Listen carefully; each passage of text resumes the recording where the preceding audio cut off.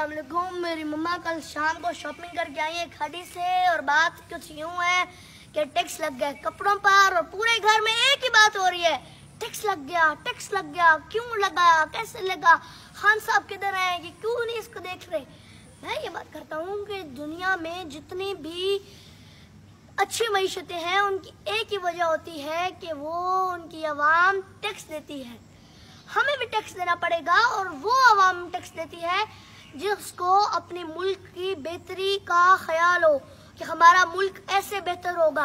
जो हमारी मईशत डूब चुकी है उसको बेहतर करने के लिए इमरान खान को टैक्स लगाना पड़ेगा। इमरान खान टैक्स को अपने साथ नहीं लेके जा रहा, वो आवाम की तरक्कियों पर लगा रहा है। जो इधर चीज होनी है, प्रोजेक्ट्स हैं जो कि पिछली हुकूमत जो नून लीग की एक बहुत ही ग्रेट गवर्नमेंट थी जो करके गई है, उसको बेटर करने के लिए जो प्रोजेक्ट्स अधूरे छोड़ गए हैं उनके ऊपर टैक्स का ही पैसा लगता है। जैसे कि कहते हैं कि there are only two certainties in life, death and taxes.